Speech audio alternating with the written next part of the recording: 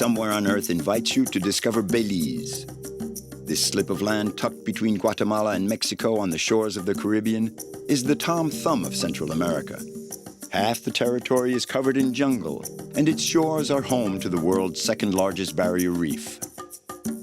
In the far south of the country, we'll meet Cash, a ranger by profession, but first and foremost, an islander. Revisiting his childhood spent between land and sea, he shares with us his love of the Port Honduras Marine Reserve.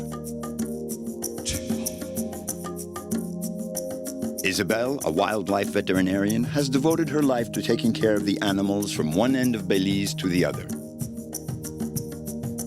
She'll take us off the beaten paths to visit her patients. Whether they're hiding in the jungle or swimming in the sea, they're a varied assortment of surprising creatures.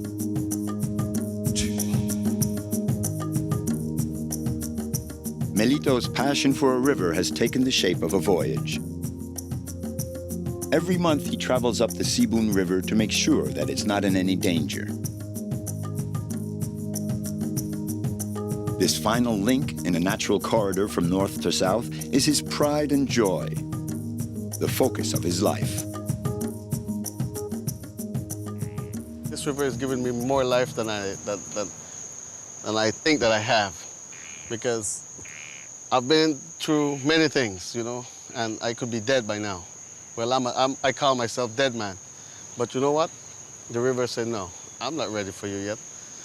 Go on, you got a mission to, you know, to accomplish, so I'll give you another chance. So man, from then, I love the river even more. For a long time, Belize has been shrouded in mystery.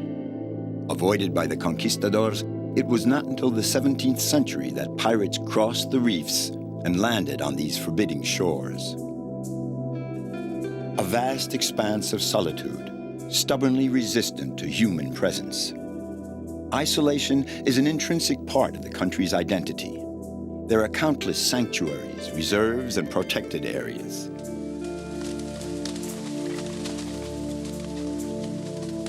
In this realm, nature makes the rules. We're just a few kilometers offshore in the Port Honduras Marine Reserve. Declared a protected area in 2000, it offers a myriad of islets covered in mangroves. These plants form a rampart against erosion and are also a haven and breeding ground for a wide variety of animals. They call this spot the Nursery of the Caribbean.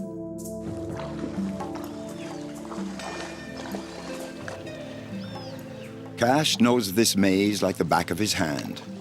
He's been roaming through here as long as he can remember. I had a very special childhood. It's something I'll never forget. I grew up on an island. I used to walk on the mangrove. I grew up having fun, just watching birds, walking on the mangrove. That was a good feeling. I used to watch the different species living in holes in the mud. The crabs and other fish living in the mangrove.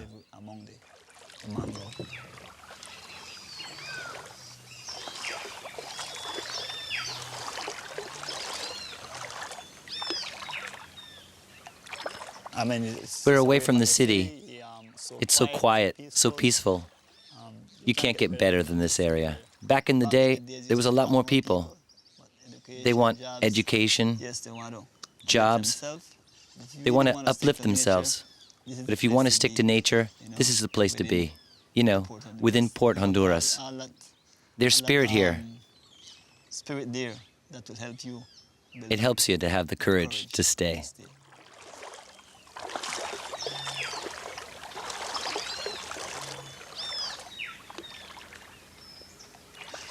Cash is the youngest of 8 siblings. His mother, a fisherwoman, supported the whole family. She has passed on to him her experience and lore of the islands. How does it go? Good? Right there, you make you cut that piece of stick, put on the crutch. Put on the crutch on it, no? Yes.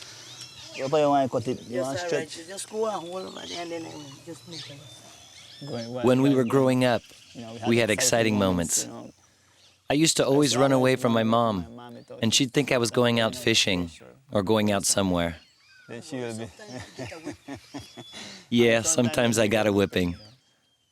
It was freedom in some way. I think growing up like that did help us, actually, keeping us away from all the negative things, from bad influences that we have around us. That's the good part of it. In my days, everything was free. Like today, everything was free. You go into the sea, you pick up a corn, you catch a fish, you catch a lobster, nobody to tell you nothing. No, you can't do it, no? But it's good in a one way because everything is done. So we have to protect the areas. This is my life. When I reach the island, peace, joy. Especially sea, the water, clear, no mud. Beautiful. I don't know, it's something very great. And I feel nice about it. And I'm proud to be a fisherwoman.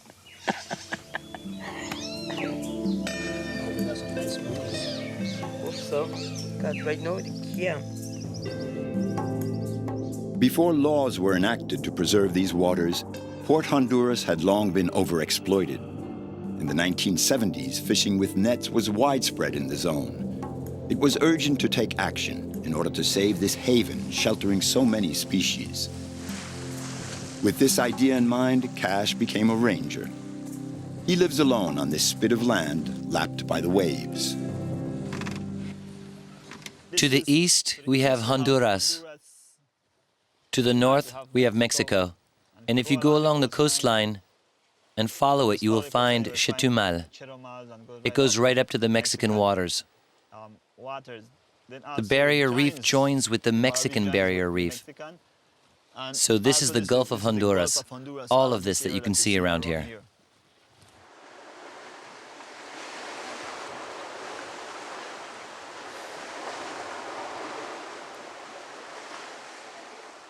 Here we're at Abalone Key. This is the ranger station within Port Honduras. Here we're in the tower, and from here we can do tower surveillance to monitor the area. I love the sea, and that's the reason why I'm a part of this right now, being a ranger.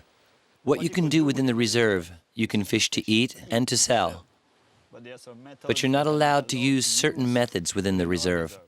The reason why I really love the job I'm doing is because I spent all my life here, and I also want to take care of what is ours. If we don't take care of it, we will not have it for the future.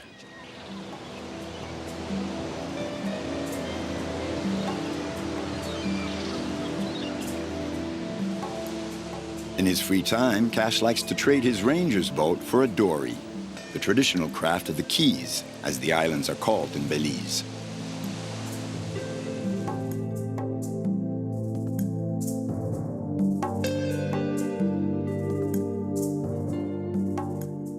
Port Honduras is now protected, but lobster fishing is authorized a few months a year. No need to go very far. You can catch them just a few meters off the beaches. Many men who sought refuge on these islands managed to survive thanks to this abundance.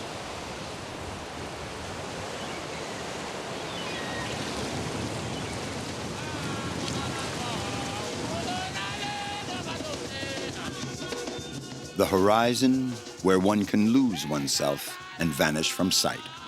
Belize has been a sanctuary for a number of people shipwrecked by history. Pirates, fugitives, but also slaves from Africa. Their descendants still perpetuate their music. This is the Garifuna community. Singing is their way of invoking their ancestors.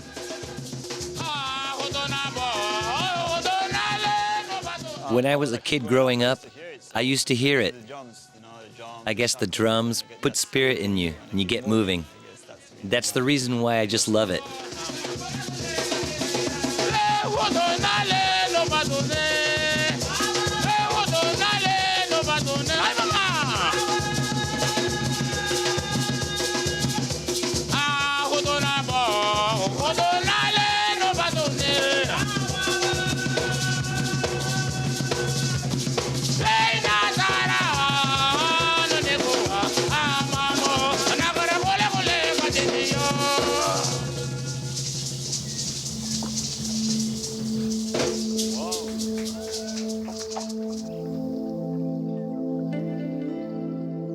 But today's modern world needs landmarks and sentinels.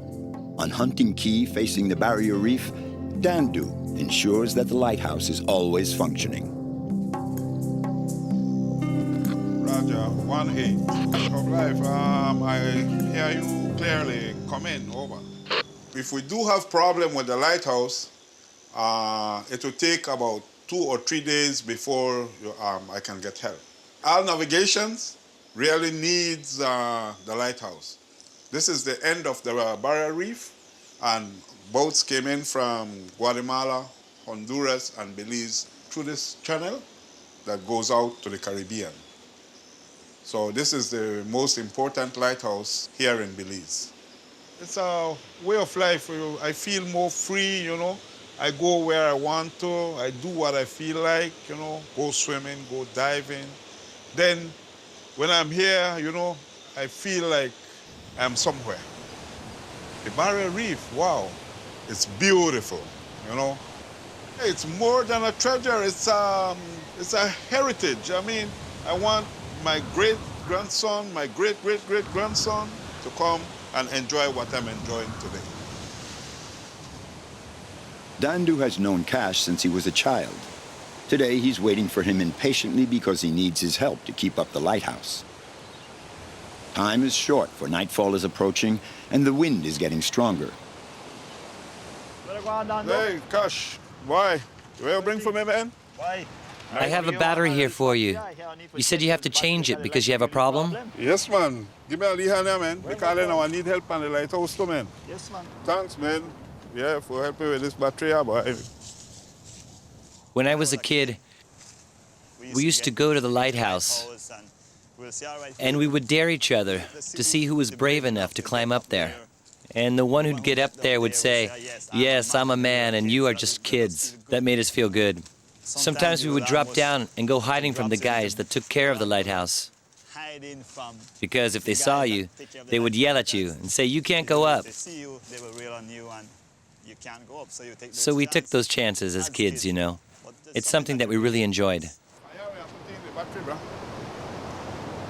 So, what happened? This end, you want to carry this end up? Yeah, this end, yeah. Take your time, man. Why? I nearly could see Honduras for you. Serious?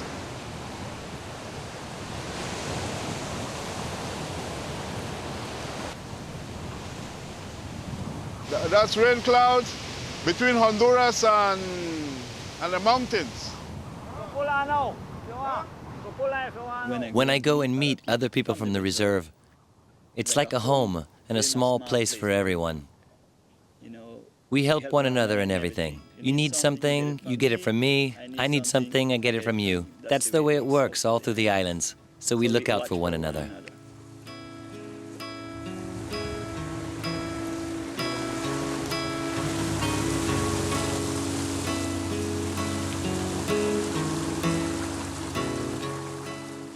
You can't just go anywhere and trade the same way we do. Here we work together with a community spirit. Here, on the outer limits of this mint-green expanse, isolation brings people together. The elements forge an identity, the soul of the Belize Islanders.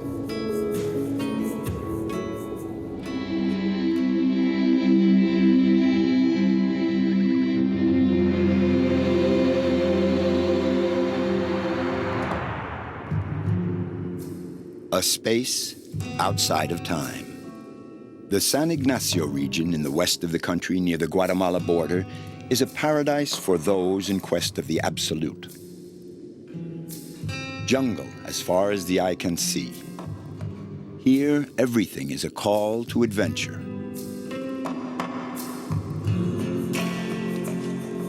You see your teeth? Those are some old teeth.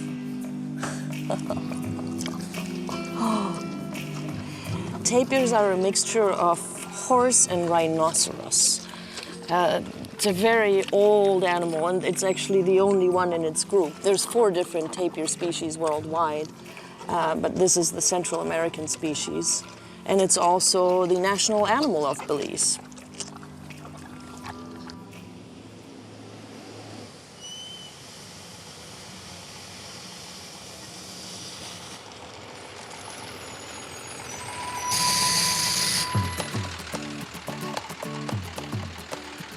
Isabelle, a Franco-German veterinarian, landed here 8 years ago with her backpack and her very young child. She came to work with the wildlife and is committed to protecting endangered species. Here, in Central America, she has found a way of life that corresponds to the ideals she has kept from her somewhat bohemian childhood. There are many highly motivated people like Isabelle in Belize working to maintain the equilibrium between the wildlife and the environment, on the land, in the sea, and in the lagoons.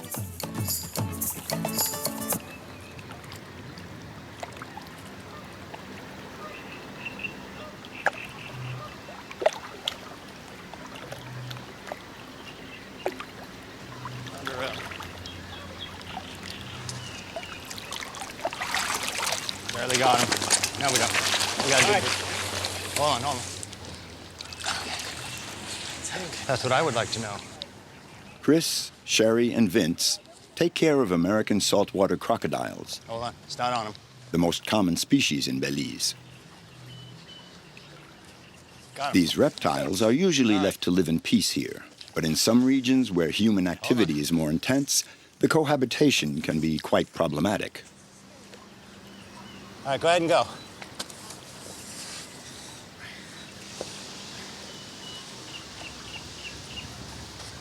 Can you believe this? Somebody has chopped this animal's tail off for meat. Yeah, it's disgusting. They get about $17 a pound for this. For him to come so quickly for chicken, he's obviously been fed, used to humans. Obviously someone coerced him up to come to the bank, gave him some chicken, but then lopped his tail off. So we're gonna bring him up north and let him go and let him be a crocodile where there aren't any human beings around and no one to feed him or chop at him. And he'll do just fine because his natural diet is fish or raccoons, not chicken. So.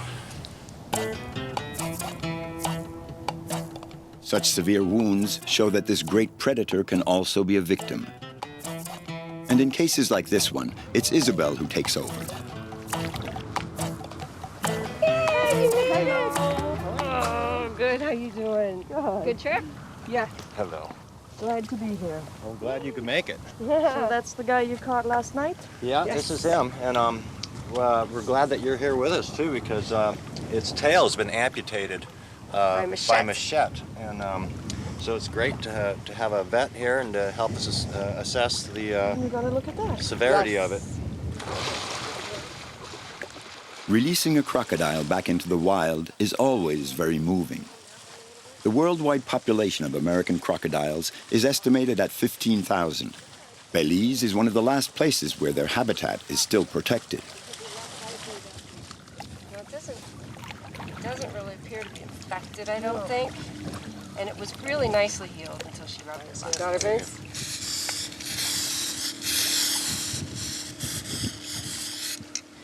Well, this is an exciting moment. We're about to release this girl back into her natural environment without human disturbance, so it's quite exciting.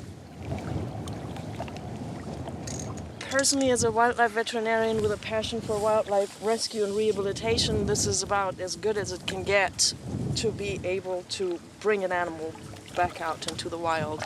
I get to do it all the time, so I'll let you and Vince do this. Ready to go.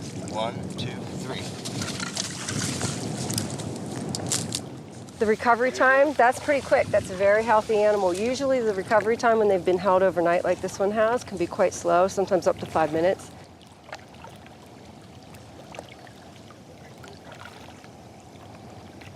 The profession is often very rough and very difficult, but for example, the moment of getting to release an animal that we've been able to heal back into the wild, or an animal that we have bred and rehabilitated to go back out, that is truly the biggest reward and makes me feel like we achieve some sort of harmony.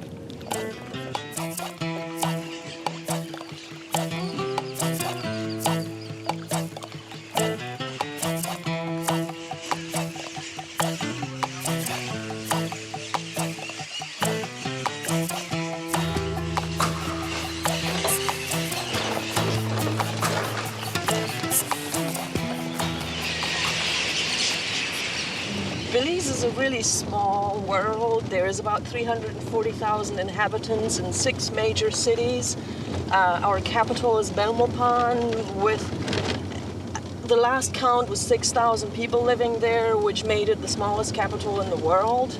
And it really adds to the lifestyle in Belize. It makes that everybody knows everybody, and it's all like a small village, the whole country is.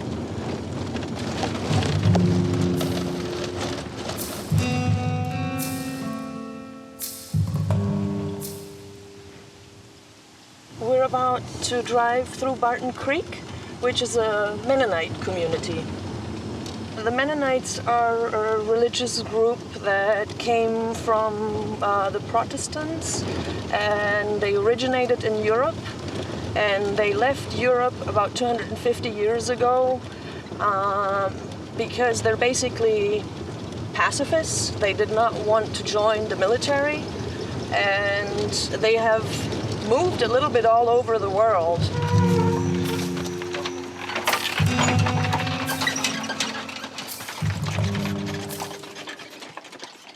I grew up in the countryside in Germany, and then in the countryside in Paraguay for 2 years, which for some reason has left a lifelong impact of wanting to go back to the simplicity of life that we had there, where I could take my horse to school.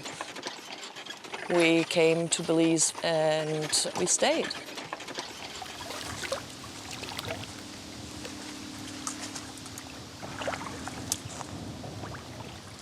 I can really not see myself live in a city, in a concrete jungle, at all. There's very, very few things on this planet that would take me away from here, and it would have to be closely related to conservation. Nature is my church. That's where I go to get new energy and recharge.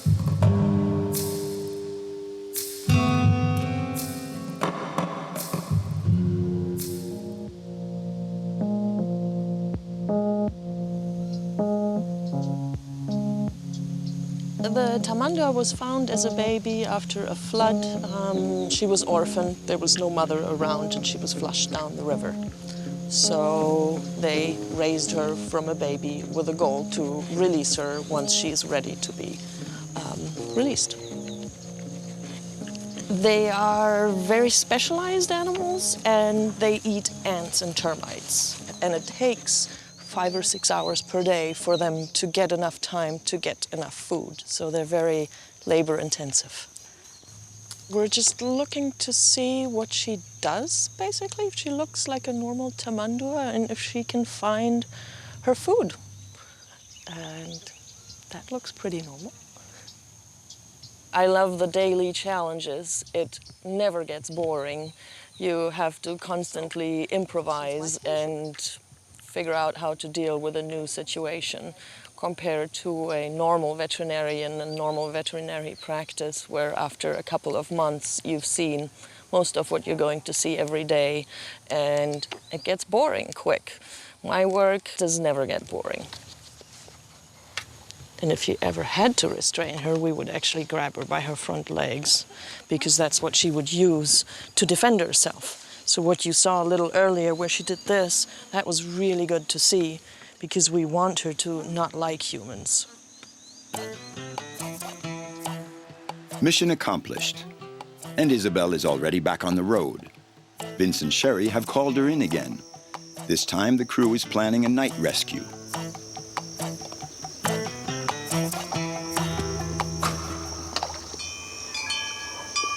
We're going to try and capture the 2 crocodiles that have been deemed problematic and/or because of future development from this area down south. And once we capture both crocodiles, which we believe to be a mating pair, we're going to, by boat, bring them up north, and we'll probably come out here and go off onto these mangrove areas where there's no people, no development. We can't go that far anyways. That's all the further we're gonna be able to go. Sure. Well, the further up you go, the better off it's gonna be. But you go too far, then you don't want to enter Mexico. How far is Mexico? It's only about 20 miles, actually. Belize is a paradise for people like me wanting to work in conservation because we still have 60% of the country covered in native forest. We have a humongous biodiversity here, and a lot of the problems that I saw in the US or in other places before was illegal trade. And once we see a wild animal in Europe or in the US, there's no way we can bring it back. So one of my goals or missions in life was to work on site in one of these developing countries where we still have biodiversity and nature left.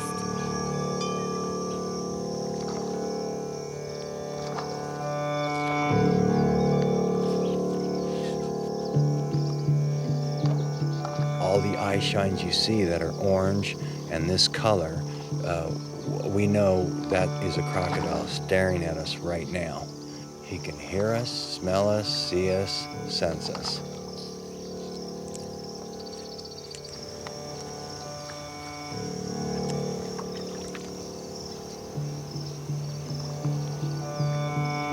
You got a head pressed down there somewhere? I can't see the head, no. I have the tip of the tail here, her mid-body right here. She's 2 o'clock from the front of the neck. Two right here, her head's right there. Okay, wait. Her head's coming towards you now. Right. Right up in there. Go on the other side of the TV. Go to I feel it. Go to another corner. Hold on. She's coming up, Here, she's coming up. Get her. Oh,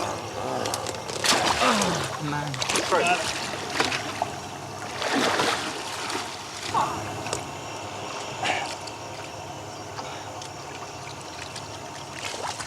Let go of the rope. Let go of the rope. No. I'm telling these to give you slack. I've got it. Go.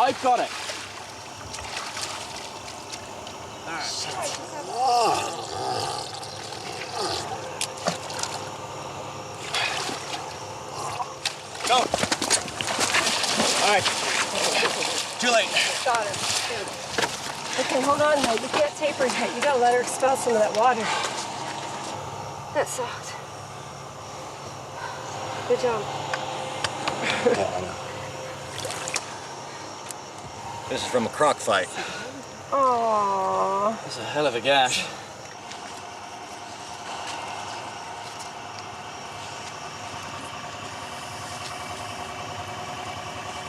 She will heal rather quickly. Crocodiles have enormous capacity to heal, and it's really, as much as it looks like a big gash, it's a minor wound for her.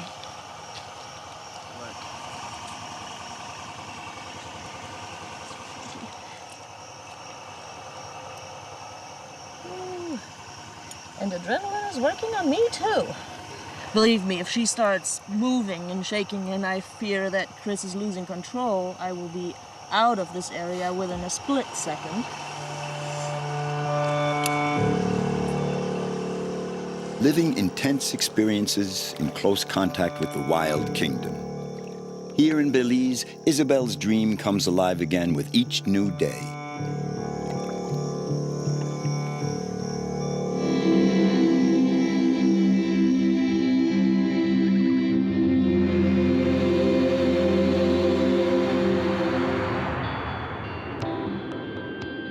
Here in the midst of the Maya Mountains is the birthplace of a river renowned for its purity, the Sibun.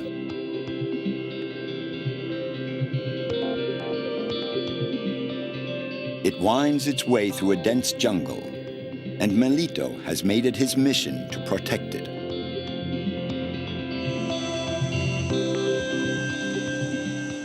My Sibun is my life. And my navel string, when I was born, my navel string went in the Sibun River. So the Sibun River have this thing in me that I must be there. I must swim in it every day. I must drink from it every day. You know, that's just, you know, how special Sibun River is to me.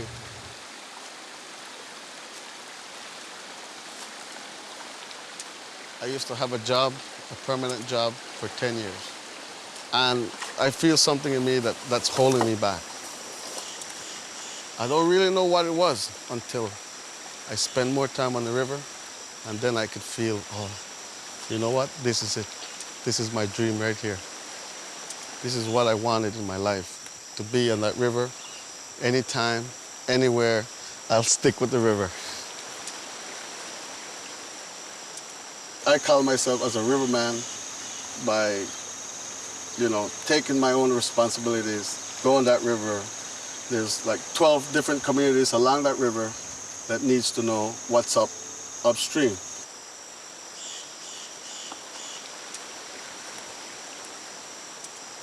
Travel this river once a month, you know, and I go around checking everything. Recently we had some floods, and so I'm gonna go check out the river and see if I can see some good stuff on the river.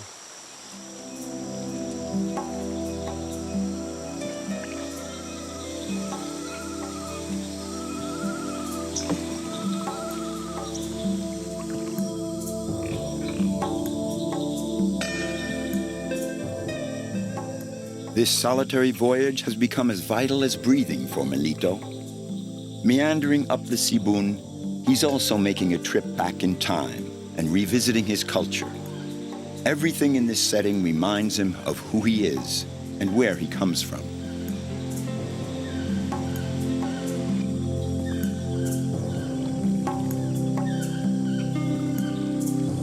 It's a big saber there, man. We'll go visit that right now and check those big buttresses.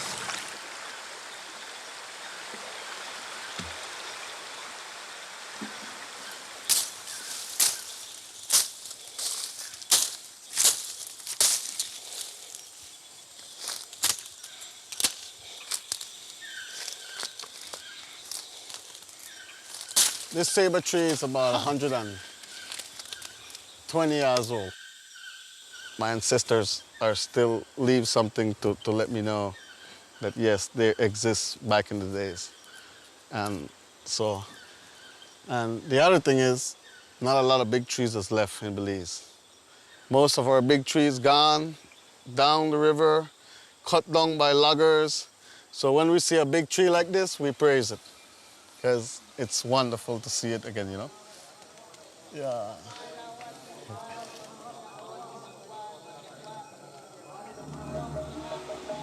I am mixed with the Mopan Maya, and the Mopan Maya is one of the strongest Mayan in Belize.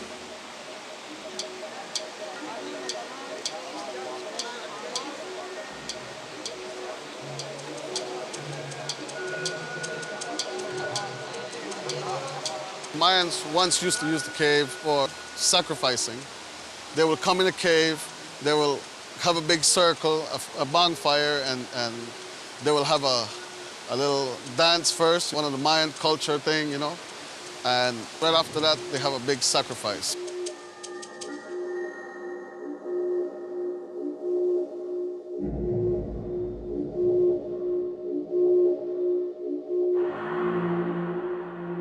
Even today, the Mayas show great respect for their dead.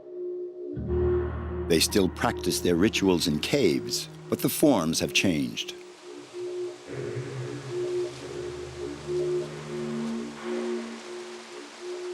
They use the cave for storage because sometimes even the areas where the Mayans used to live get flooded, so there's a lot of different levels in caves, so they always use the highest one. Again, in here, they have a god that they call the Xibalba, which that they believe that, you know, take their ancestors and take them, you know, to heaven. That's why we have a secret tree that's named the Ceiba, which is a secret tree of the Mayans. Because what happened is, the roots of that big tree is up out there in the outer world, and the roots pushes down through the cave to the underworld, right? So when they do their sacrificing, they believe that the ancestors go through that root, straight to the trunks, and through the branches to the heavens.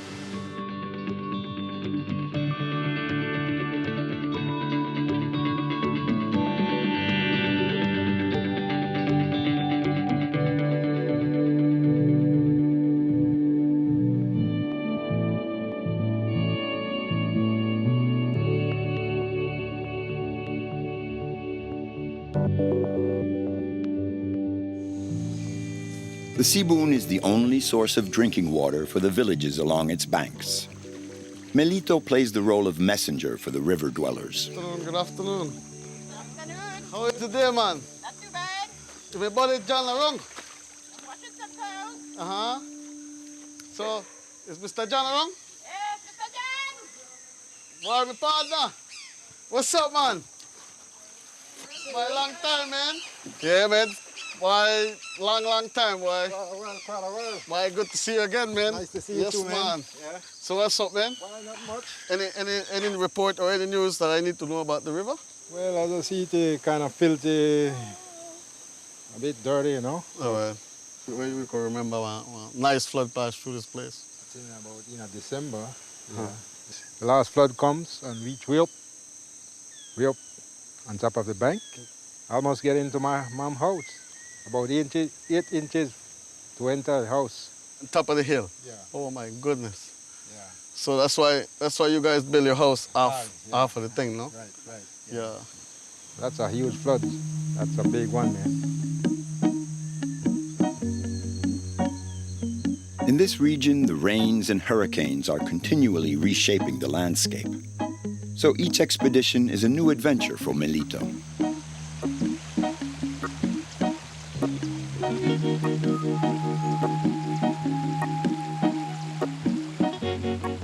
Ed Bowles is a hydrographer specialized in river systems. He's been monitoring the ecosystem of Belize's rivers for the past 30 years. For him, the Sibun occupies a choice place among the rivers on account of its exceptional purity. He likes to keep a finger on the pulse of the river and capture its every mood. I first came to Belize in 1980, before Belize was Belize. And over the years, I fell in love with Belize as I returned, and then by 1988, I found a way to move here. I was working to build a research center in the Mountain Pine Ridge. And ultimately, I moved from there to the university and to other jobs. And also, I was trying to escape the U.S. I was tired of paying my taxes that would go to promote a war industry, and I would rather come to a country which doesn't promote war. So what are you up to? Yeah, same old routine, man. How you doing? So what's the river like up there? Well, it's beautiful, man. Nice. Same, nice. you know, like always. All right. Well, you got a healthy river right here too. You should check out those fish. Nice, man. Come then, I'll show you what I'm doing. So, did you do any sampling lately? I'm about to get started. Wow. I just wanted to get a sketch of the area. Okay. Just for the notebook. So how is the forest and the spiny bamboo and stuff? Is that still holding on, or?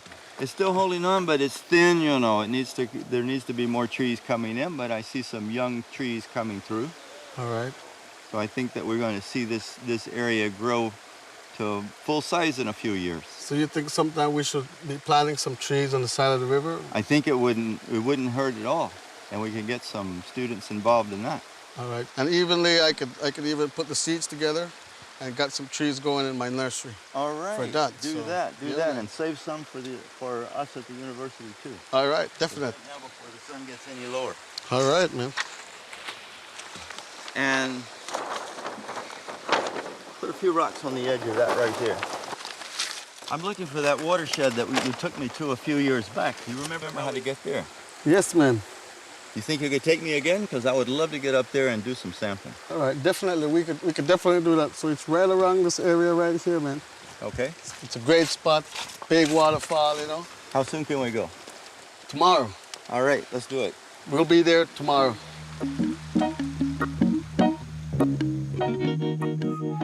Traveling together is a deep moment of rapport for these two men who share a fascination for the same river.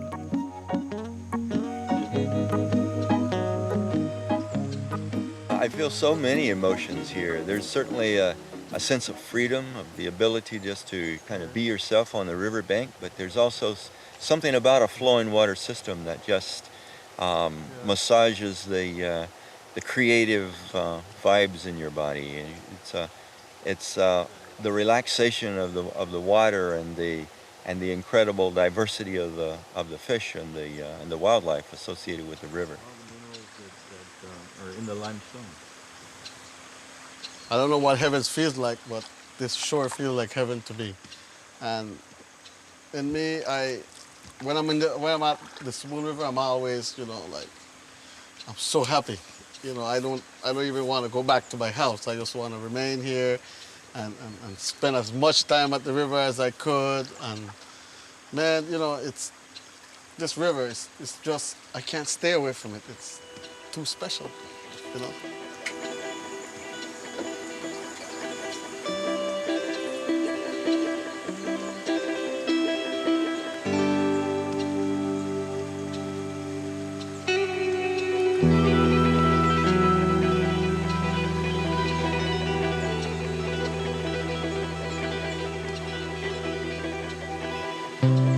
Well, this is the trail that we're going to take to the waterfall, no?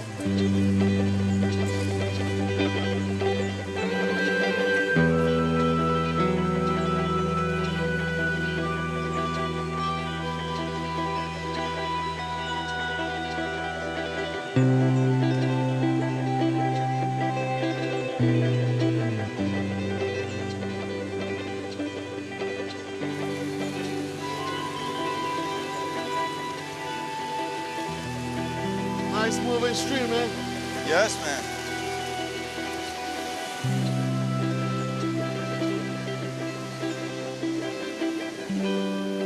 Just check that waterfall, man. It's beautiful, huh? It is.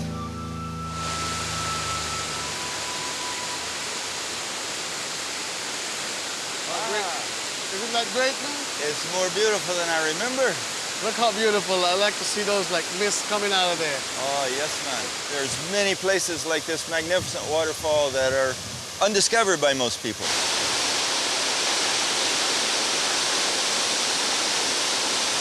Belize, for such a small country, it has so many natural wonders. It takes a long time to see all of Belize. It's so spread out. Belize being part of the Central American Isthmus is a very important part of the movement of animals from the north and plants from the north and the south. This is where they meet. And so this is the second most diverse place in the world. Wow, even better. Yeah. Oh, man.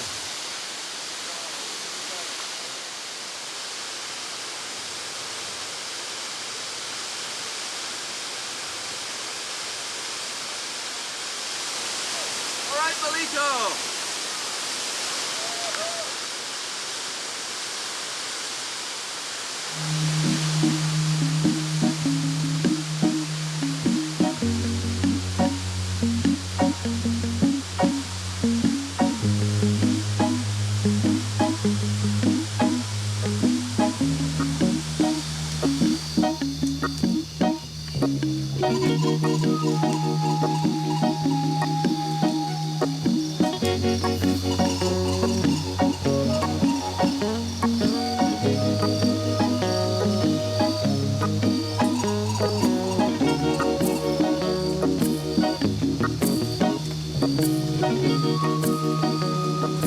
Hey, look, big guy over there up on the tree. Big iguana up on that tree yonder. I like iguanas. They're one of the best reptiles I ever met, because I can't play with a crocodile like how I play with an iguana. The males are huge, and the female, they're much smaller, much softer, and it's easier to play with. But the big males, too big, You hold them, but it's like a big monster in your hand. I love playing with them, and the thing that amazed me is that tail. That different color, that black and that orange tail. Oh man, it's like somebody painted it. First time I've seen an iguana, I was like scared of it.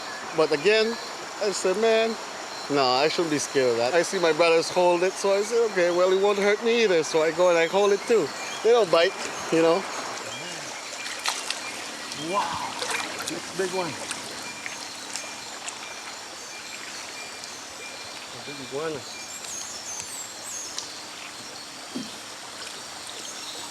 Wow.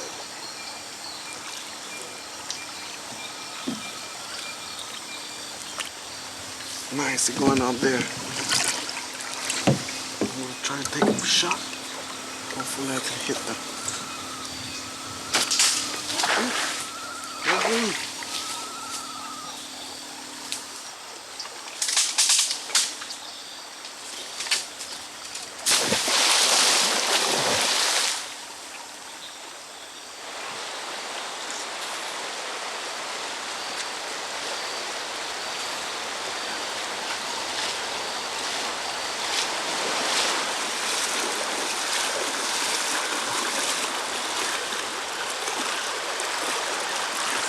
Yeah.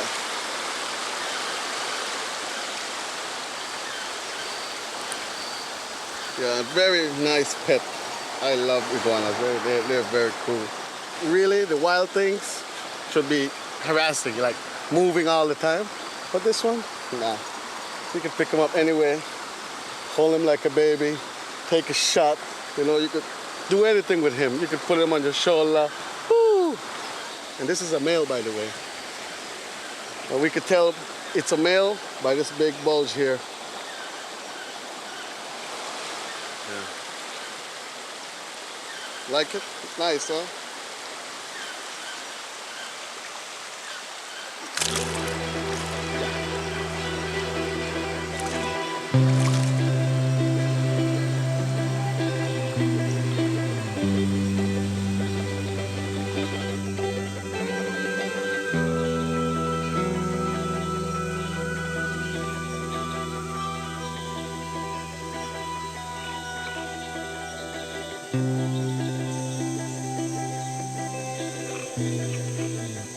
When I go out to town, I'm miserable.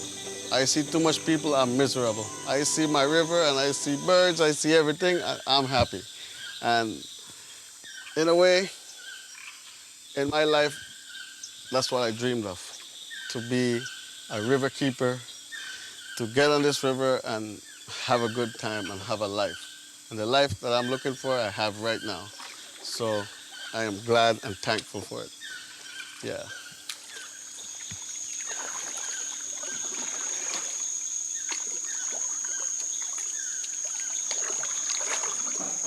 My family is the one that actually get me in this by tagging me along. I have 5 big brothers. And my 5 big brothers, they're fishermen. They love the Sibun River. My dad is a farmer from the Sibun River. They show me how to fish. They show me how to catch an iguana. They show me how to catch an armadillo. And some of them show me even how to catch snakes. So it links up and drops right to me. I'm the last one of the family. Now I guess I have to do my part.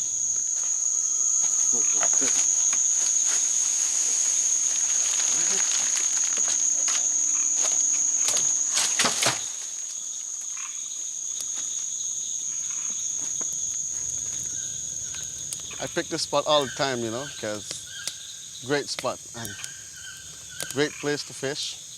You know, you could just stand right here beside the campfire, throw your fishing line in there, and just catch a fish. And right down there, there's big tarpons, there's snapper, all kinds of sorts of fish down here. Yeah, man. For me, it's life. Life, I think, this river has given me more life than I think that I have. Because I've been through many things, you know, and I could be dead by now. Well, I call myself dead man. But you know what? The river said, no, I'm not ready for you yet. Go on, you got a mission to, you know, to accomplish. So I'll give you another chance. So man, from then, I love the river even more. If I could live 1,000 years, I'll be right here in this river. Never gonna change it. Yep.